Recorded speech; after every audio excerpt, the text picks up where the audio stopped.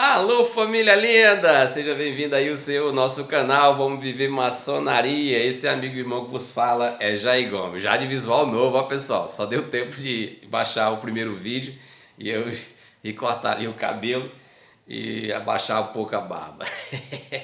Meus irmãos, vamos lá, vamos continuar essa série de instruções em relação a algumas interpretações infundadas, né, de alguns exegetas, né, alguns hermenêuticos da maçonaria que clamam para si a verdade inquestionável de saber interpretar um texto e sem sequer contextualizar, ou aliás, dentro de um contexto geral, histórico, gramatical e etc, etc, etc.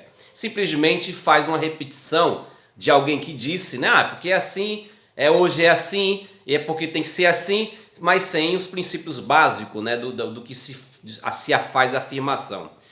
Então eu estou falando para vocês em relação ao nono landmark, que fala em relação à aglomeração de maçons, a reuniões de maçons, como eram feitas, né? Como se ocasionava essa temática. E o interessante é que o nono landmark, como eu falei no primeiro vídeo, faz referência a mestres maçons. Não deixe espaço para aprendiz, não deixe espaço para companheiro. Então, se nós fôssemos respeitar de fato o nono landmark, era necessário que houvesse somente reuniões de mestres, não reunião de aprendiz, de companheiro, mas sim só de mestre. Isso ocorre na maçonaria? Sim, nos Estados Unidos. Sim, nos Estados Unidos. Muitas potências maçônicas nos Estados Unidos reúnem somente no grau de mestre, respeitando esse landmark. Aqui no Brasil não, aqui não se respeita. Não sei na Inglaterra, não tenho fonte da Inglaterra e não tenho fonte digamos, o Grande Oriente de França, Grande Loja Unida de França, mas se todos tiverem os costumes em relação à maçonaria inglesa, então acredito-se que também faz reuniões de aprendiz e de companheiro. Já nos Estados Unidos tem grandes lojas que faz reunião só de mestre, respeitando assim o nono landmark. Diferente, meus irmãos, aqui do Brasil. Aqui no Brasil tem-se um costume de fazer reuniões, né, de aprendiz, de companheiro e de mestre. Mas o landmark está dizendo, o nono landmark, é especificamente os mestres maçons. Então, se você quer interpretar para o texto, para dar ênfase a uma ideia sua, então você tem que ser verdadeiro com o texto. Tem que ser verdadeiro, não adianta querer inventar. Não adianta querer inventar. Não adianta gaguejar, não adianta. Tem que entender esse aqui o texto. Agora, porque atualmente, hoje, na maçonaria brasileira, há diversidade. Não se respeita o nono landmark. Não há reunião somente de mestre. Não se faz direcionamento somente a essa reunião de mestre. Olha, vamos entender agora, dando continuidade, já que você está acompanhando, você deve ter entendido que o dito texto, o dito nono landmark e quase todos os landmarks, principalmente o nono, o décimo, né, faz referência a mestres maçons. Também o oitavo, que fala do grão-mestre, tem que ser o mestre maçom. O décimo... O 19º, o 11º também, fala-se de mestre maçom. Não fala-se aqui de reunião de aprendiz, de companheiro. Fala-se ajuntamento de mestre maçom. Morreu Maria Preá. Se você encontrar uma brecha aqui nos landmarks de Mackay e me apresentar aqui alguma brecha que fala de aprendiz maçom, de companheiro, eu retiro tudo que eu estou falando, certo? Retiro tudo. Mas vamos lá. E o nono landmark continua assim dizendo, ó, eu vou fazer uma leitura bem rápido. Os mestres maçons devem se congregar em lojas com o fim, congregar, reunir, congregação, estar junto, eclésia. Um legislativo é uma eclésia, um justiciário é uma eclésia, um executivo, aliás, um senado é uma eclésia. Tudo que se aglomera podemos estender. Não diferente do que está falando o texto. Loja, aglomeração, reunião de pessoas. É uma loja. Então, um legislativo também pode-se dizer uma loja. Uma reunião de pessoas. Simples assim. Foi simplesmente uma forma do compilador diferenciar-se do tempo a qual ele estava inserido. Porque se ele coloca aqui eclésia, que vem de igreja. Ia se complicar. Uma sociedade, digamos, secreta, usasse uma reunião de igreja. Ficaria um pouco fora de um contexto, iam ter problemas naquela época. Então, nada de criar uma ideia, loja, para que o mundo profano, digamos assim, as pessoas que estariam inserido nessa ideia, não entendesse o que seria aquela reunião. Criaria-se uma ideia de um alojamento, criaria-se uma ideia de um lugar físico. Mas aqui o texto não fala de um lugar físico, fala de reunião de pessoas, não diferente de uma reunião de uma igreja, de pessoas. Então ele diz, lojas, com o fim de se entregarem às tarefas operativas. Não vou nem entrar no mérito das tarefas de operatividade, porque aí eu vou ter que remontar o tempo da operatividade. Mas aqui não se trata da palavra pragmaticação, fazendo a referência ao ofício de quebrar a pedra, de lapidar a pedra, mas sim da programação, do que eles iam fazer, do que eles iam combinar, como ocorreu na reunião de 1717, que eles tiveram a operatividade, tiveram a ação de anteceder uma reunião que iria acontecer um ano depois. Simples assim. Essa palavra operatividade se encaixa dentro do que eu te apresentei. Antigamente, essas reuniões eram ocasionais, esporádicas, sem lugar certo, não havia templo físico, não havia um templo físico, um lugar certo para se reunir. A loja se reunia em lugares remotos. A loja é gente. Ela vivia dispensada. Não diferente da ideia da igreja de Jesus. Né? Não havia um local fixo para reunir, eles se reuniam em qualquer lugar. Vocês têm que entender que a maçonaria se mescla com a ideia cristã, com a ideia do evangelho, que estava inserido em um tempo onde a igreja era predominante. Então eles buscaram uma origem dentro da igreja operativa, dentro da igreja primitiva, melhor assim dizendo. Só trocaram a ideia primitiva para uma ideia operativa dos pedreiros livres. Sem lugar certo para a reunião. Ponto. Convocadas para assuntos especiais. Eram dissolvidas, separando-se os irmãos para de novo se reunir em outros pontos, em outras épocas. Não havia templo. Era dessa forma, antigamente. Aí ele diz, o sistema de lojas com cartas constitutivas, regulamento internos e de período mais recente. É de período mais recente. Veja bem, olha só, se você não tiver um senso interpretativo, um senso hermenêutico, você vai se confundir.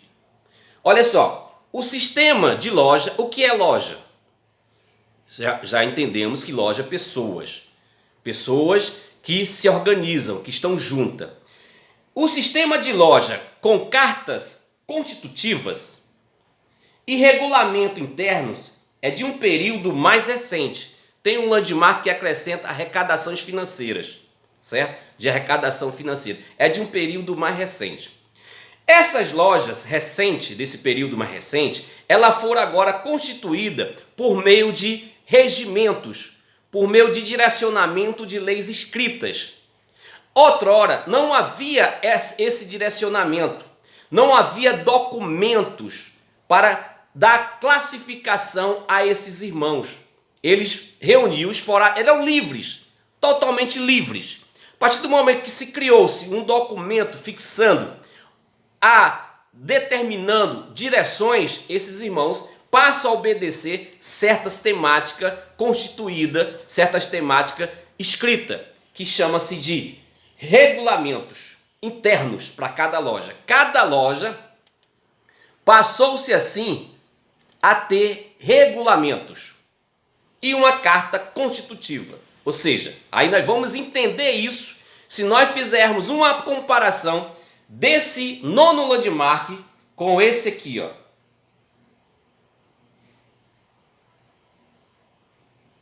Décimo sétimo landmark. Simples assim, ó. Todos os maçons, ou seja, lembra lá do nono? Todos os mestres maçons, esquece aprendiz, esquece companheiro, porque nós estamos entrando no que está escrito aqui. Esquece. Todos os maçons Todo maçom não está nem no plural, todo maçom, perdão, está nem no plural, tá no singular. Todo maçom está sujeito às leis, regulamento da sua jurisdição maçônica em que reside. Pronto, aí fechou com chave, aí fecha com chave de ouro. Aí dá-se entender aqueles regulamentos do nono. Todo maçom, ele está sujeito aos regulamentos da sua jurisdição, que hoje nós conhecemos como potências maçônicas. Então, todo maçom, se você pertence ao Grande Oriente do Brasil, é a tua jurisdição. Se você pertence à Grande Loja Unida Maçônica do Brasil, é a tua jurisdição. Se você pertence à Grande Loja do Estado de Ceará, é a tua jurisdição. Todo maçom está sujeito à sua jurisdição. A sua jurisdição. A sua. Não quer dizer que a tua jurisdição seja dada ao outro ou seja direcionada para o outro. Abre a tua mentezinha finita, amebista. Porra, simples. Aí o indivíduo quer que a jurisdição dele, as leis dele, seja aplicada ao outro. Não é assim. Não tem base nos landmarks, não tem base nem na historicidade da maçonaria. Cada potência, cada jurisdição tem os seus próprios regulamentos, como disse lá o 10º landmark. Perdão, como diz o 9º landmark. São regulamentos internos da loja. Cada loja tem o seu regulamento. Quando se cria uma potência, se estende para a potência os regulamentos. Quem passa a reger agora, reger as lojas sobre um regulamento, é a obediência, é a potência. Então, cada indivíduo, cada maçom está sujeito à sua jurisdição. Cada loja está sujeito à sua jurisdição. Porque quem é loja? É gente, é pessoas. Então, nada mais, quando ele fala aqui, todo maçom está falando da loja, está falando do maçom. Então, a loja que hoje está dentro de um conjunto administrativo, que há uma jurisdição, então você está sujeito, você tem que estar sujeito. Por exemplo, eu falei ontem de uma incoerência administrativa de uma dada potência, Grande Oriente do Ceará, GOS, potência essa confederada à Comap. Mas está errado, eles estão errados, me diga. Estão errados. Algum momento no meu vídeo anterior, num vídeo que eu falei sobre a eleição do GOS, eu falei que eles estão errados? Hein? Falei? Não falei. Por quê? Porque é a jurisdição deles. Se vocês aceitam estar dentro de um sistema autocrático, dominante, onde o grão-mestre que manda, que não tem código eleitoral, que a sua Constituição é vaga, o seu RGF é falho, mas você está satisfeito, se você consegue conviver com as diretrizes condicionadas dessa instituição, meu irmão, assim seja. Você não está errado. Eu, particularmente, como eu falei lá, se eu tivesse numa potência que demonstradamente as urnas mostrou, o pleito eleitoral mostrou que é uma potência dividida, eu tinha levantado uma cisão. Tinha. Pode ter certeza. Por que eu viver escravizado ali? Se eu já não concordo com aquela administração e eu tenho o direito à liberdade de constituir uma nova potência. Porque nenhum landmark proíbe você constituir novas potências, novas lojas maçônicas. Me mostre, me prove. Diz que vocês devem estar, como diz o 17º landmark, todo maçom esteja sujeito às leis, regulamento da jurisdição maçônica em que reside. Pronto. Se você reside no GOS, meu irmão, obedeça. Se você não confunda felicidade com submissão. Se você se acha que ali você tem que puxar o saco do grão-mestre, que o grão-mestre é uma luz, que o grão-mestre é um iluminado, que ele te dá paz, que ele te dá conforto, que ele te dá salvação, que ele é tudo para você, que assim seja. E que você tem que obedecer às leis da jurisdição, à sua jurisdição. Mas você não pode chegar aqui e dizer que as leis da sua jurisdição é aplicada a todas as jurisdições, a todas as potências. Por exemplo, a GLUB é uma potência maçônica com propriedade exclusiva da sua jurisdição.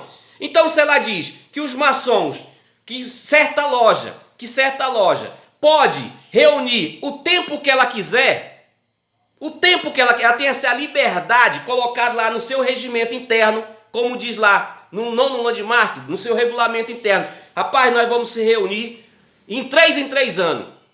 Em 3 anos. E a Glumb apoia essa ideia? Quem é você para meter o dedo? Vai tomar conta da tua casa primeiro, para depois querer colocar dedo na casa do outro.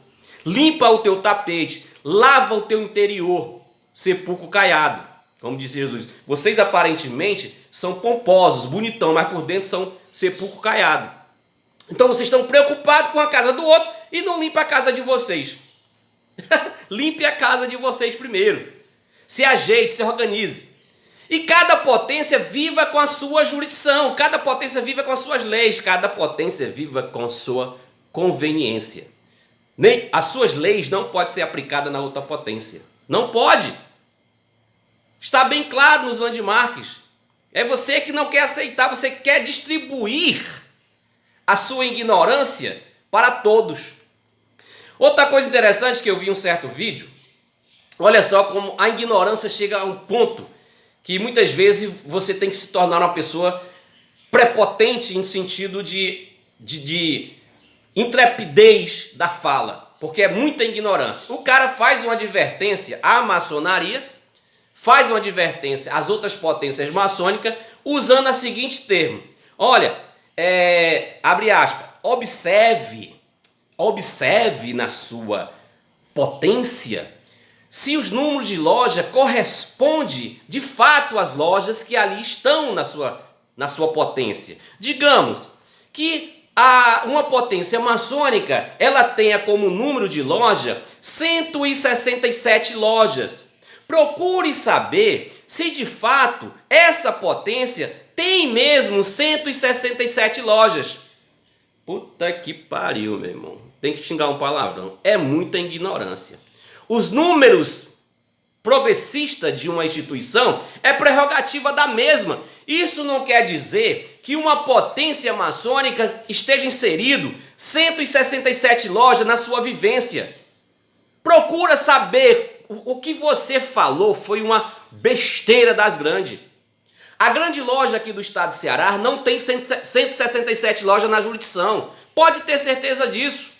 É um número simbólico, porque começou, é crescente. 1, 2, 3, 4. Por exemplo, nós temos loja hoje que não existe mais.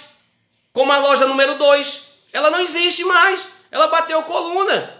Mas o número é crescente. 1, 2, 3, 4, 5, 6, 7, 8, 9, 10, 20. Ou você não tem loja entre 167 lojas que bateram coluna. Por exemplo, a Caça Serrana, Maraguapense, existe? A nossa loja de origem, a 133? Existe? Hein? Hein? Tu tá falando coisas com devaneio, induzido por um instrutor que desconhece. Por exemplo, me prove, dentro da tua jurisdição do GOS, que você tem 38 lojas. 38 lojas. Mas tu tem uma loja que tem o número 38. Vocês não tem nem 9 lojas, que agora, se tiver 9 lojas, 10 lojas é muito o GOS. Se tiver 10 lojas é muito. Mas tem um número lá, 38, 17, 10. Olha a ignorância que você comete. E não tem ninguém para te advertir que tu falou besteira? Dizer que o não maçom tem que se preocupar com o número progressista da loja. Assim, ó, lá, por exemplo, a Glumb hoje tem lá no seu site 20 lojas. 20 lojas. Isso quer dizer que nós temos um número progressista. Isso não quer dizer que nós temos 20 lojas ativas. Como acabei de falar, que nós perdemos uma loja, bateu coluna. Mas o número é progressista. 21, 22, 23, 24, 25, 26. Como eu dei um exemplo da grande loja aqui do estado de Ceará. Quem é o louco dizer que a grande loja do estado de Ceará tem 167 lojas ativas? Quem é o louco de dizer, eu não sei o número do grande ônibus do Brasil, que é, se eu não me engano, digamos, vamos usar o número simbólico aqui, 2265. 2.265 lojas maçônicas pertencentes à Federação do Grande Oriente do Brasil. Saiu agora na Cisão, na Bahia, uma porrada de loja. Saiu em São Paulo uma porrada de loja. E o número? E o número? Não continua crescente? Se você abrir uma loja hoje do Grande Oriente do Brasil, você vai receber um número crescente. Um número crescente. Aí o cara vem publicamente como instrutor, como, digamos, o protagonista da verdade, ensinar as pessoas mentira. Ensinar as pessoas mentira, pessoal. Enganando as pessoas sequer têm o conhecimento do jardim da infância para querer degredir a imagem de uma potência, se baseando numa argumentação totalmente infundada, totalmente sem coerência, sem princípio.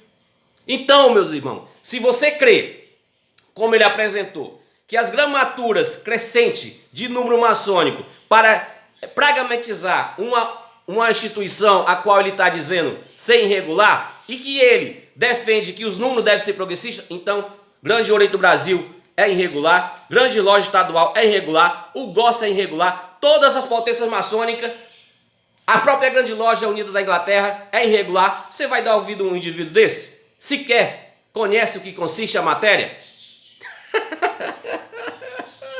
Por isso que eu não faço vídeo direcionadamente dizendo, contextualizando, porque é muita ignorância. Então vou ficando por aqui, espero ter contribuído em relação à interpretação desses landmarks, que de certa forma são pragmáticos e que hoje não são vividos. Hoje, para fechar, toda a potência, segundo o 17º landmark, tem a sua autonomia, tem a sua autoridade, e que nenhuma potência pode se meter na outra em relação ao que consiste a seus regulamentos, os seus regimentos. Volto a repetir, eu falei de uma potência a qual, dentro da sua administração, dentro do que consiste os termos políticos de punho eleitoral, está fora do que eu acredito que seja justo. Mas está errado? Tá não. É a sua jurisdição. Se lá o grão-mestre manda em tudo, se lá o grão-mestre é o legislador, o executivo, o judiciário, parabéns, que assim seja. A potência tem essa soberania. E cabe aos irmãos, como está aqui no 17º landmark, se sujeitar a essas temáticas de que é apresentado. Eu, particularmente, se lá eu estivesse, eu não aceitaria. Eu teria comprado uma briga nessa eleição contra essa atual gestão que tomou o poder praticamente por punho político, muito inteligente, mas eu particularmente teria levantado a bandeira da oposição e teria partido para cima e não teria aceitado nem que fosse no tribunal comum. Eu teria impedido a chapa por irregularidade, segundo o que consiste dentro da própria tese da própria instituição. Mas, se as pessoas estão satisfeitas e está obedecendo o landmark, seja sujeito à sua jurisdição, obedeça cegamente. Não seja um Jair, não. O Jair, ele aceita o que seja benefício comum, não favorecer uma tribo. Te amo sem te conhecer.